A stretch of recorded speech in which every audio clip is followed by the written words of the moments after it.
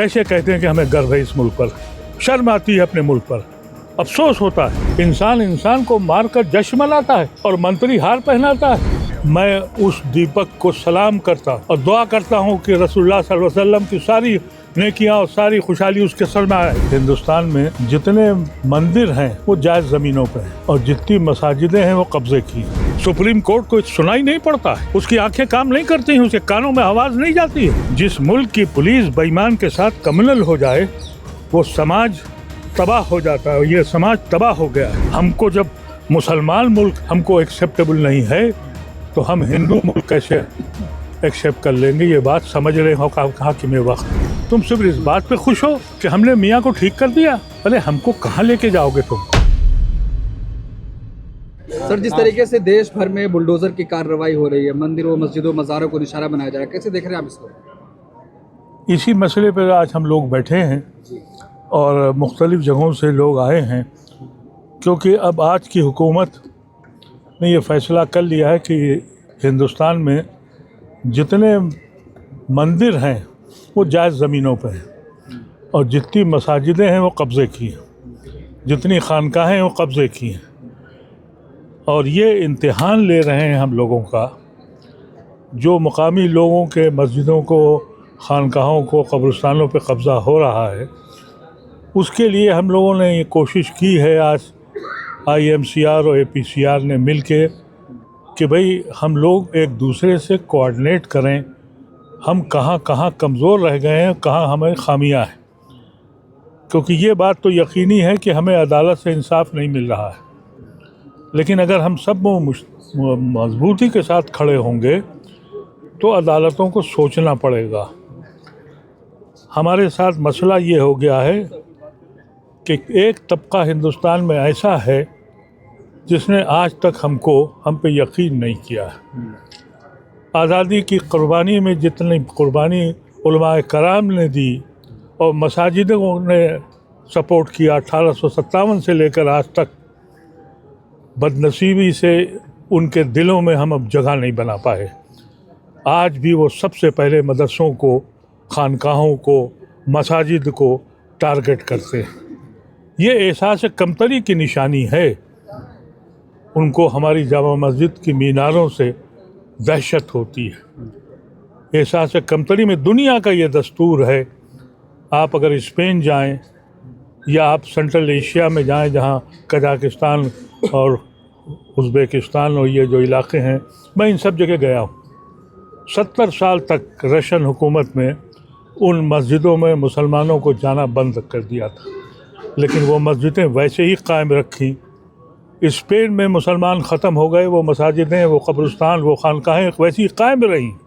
उन्होंने कहा ये हमारी धरोहर है, हमारी तारीख़ का हिस्सा है और बेहतरीन हिस्सा है। बदनसीबी से ये हमारे मुल्क में जो कुछ है और जो कुछ हमने दिया, ताजमहल से लेके लाल किले तक और लाल किले से लेके जामा मस्जिद तक, कौन सा शहर ऐसा है जहाँ एक तारीख़ी इमारत न खड़ी हो, एक तारीख़ न बता रही हो? अगर सच में ये कमअक्ल न होते और एहसास कमतरी में मुबतला न होते तो फ़ख्र से कहते हमारा हिंदुस्तान की धरोहर यह है। वो हिंदुस्तान जिसने पूरी दुनिया में उस वक्त सबसे बड़ी इकानमी था, एक ज़रिया था, इतनी खुशहाली थी कि पूरे दुनिया के लोग आके वहाँ हिंदुस्तान में बसे। न जाने कितनी कौमों ने अपने यहाँ डेरे बनाए। उत्तराखंड के CM कह रहे हैं लैंड जिहाद है ये, इसको हम मुक्त करा कर रहेंगे। ये बीमार लोग हैं, ये नफरत से झुलसी हुई लाशें हैं। इनको जेलों में होना चाहिए था। इस मुल्क की बदनसीबी ये है कि ऐसे लोग जिनको जेलों में होना चाहिए था वो हाकिम वक्त बन गए। इस मुल्क में अगर ये कहा जाए, फिर ये कहते हैं, गर्व से कहो, इंसान इंसान को मारकर जश्न मनाता है और मंत्री हार पहनाता है और कहते हैं गर्व से कहो। कैसे कहते हैं? शर्म आती है हमें। ये उत्तराखंड से एक और मामला आया जहां पर मोहम्मद दीपक सामने आए, जब एक मुस्लिम बुजुर्ग की दुकान बंद कराने बजरंग दल पहुंचा था, उसको कैसे देख रहे हैं? मैं उस दीपक को सलाम करता हूँ और दुआ करता हूँ कि रसूलुल्लाह सल्लल्लाहु अलैहि वसल्लम की सारी नेकियां और सारी खुशहाली उसके सर में आए। उसके हिम्मत थी, उसने एक मजलूम को बचाने की कोशिश करी, उसको जेल भेज दे, उसके खिलाफ FIR कर रहे हैं। और जो मजमा आया वो पुलिस लेके आया। ये पुलिस के छोटे हुए गुंडे हैं सब ये।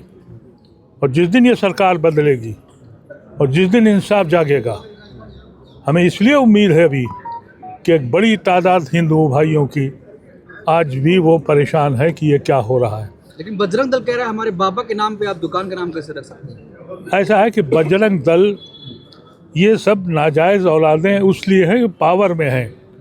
कि जिस दिन ये सरकार पलटेगी, दूरबीन लेके ढूंढिएगा इनको, ये नहीं दिखाई पड़ेंगे। और इमरजेंसी से पहले आरएसएस वाले अपना नाम नहीं बताते थे, छुप के काम करते थे। बदनसीबी ये हुई कि इमरजेंसी के बाद सब के सब लोगों ने उस कानून के ख़िलाफ़ मुखालफत करी और जेपी मूवमेंट में मुसलमान और जमात इस्लामी और जमात उलमा और सारे उलमा साथ आ गए। इनको रिकग्निशन मिल गया, ये दबे पाँव अंदर घुस आए। और उसके बाद वीपी सिंह ने सरकार बनाई तो इनको मजबूती मिल गई। ये वो लोग हैं जिन्होंने 1857 से लेकर और 1947 तक हमेशा अंग्रेज़ों का साथ दिया है। ये राजे महाराजे कौन हैं?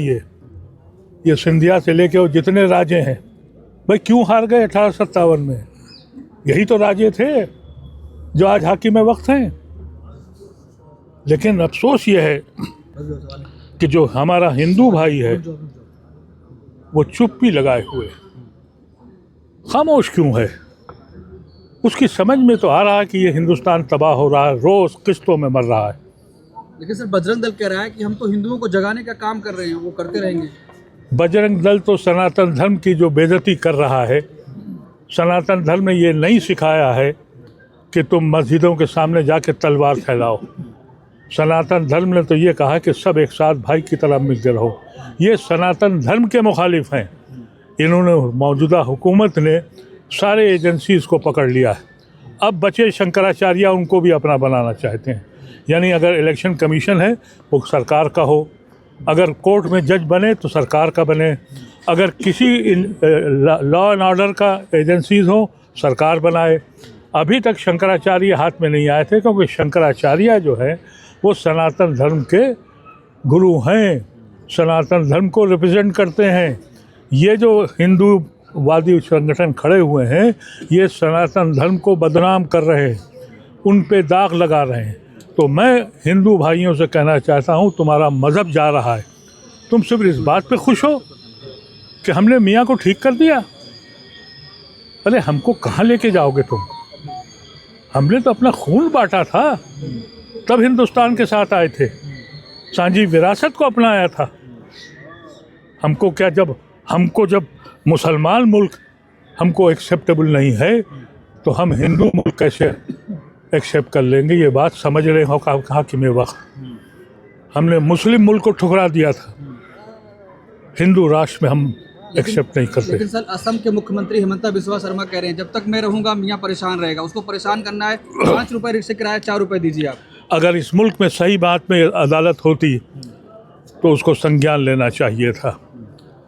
सुप्रीम कोर्ट को सुनाई नहीं पड़ता है, उसकी आंखें काम नहीं करती हैं, उसके कानों में आवाज़ नहीं जाती है। एक इलेक्टेड चीफ मिनिस्टर खुलेआम दावे दे रहा है खालिद उमर को जमानत नहीं दी जाएगी इसलिए कि उसने कोई ऐसा बयान दिया है। वो बयान की तस्दीक भी नहीं हो रही है और चीफ मिनिस्टर खुल्लम खुल्ला बोल रहा है और प्राइम मिनिस्टर का एडवाइज़र कह रहा है कि हमको बदला लेना है।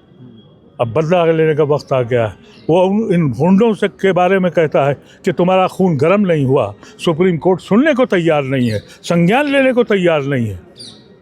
कैसे कहते हैं कि हमें गर्व है इस मुल्क पर? शर्म आती है अपने मुल्क पर, अफसोस होता है।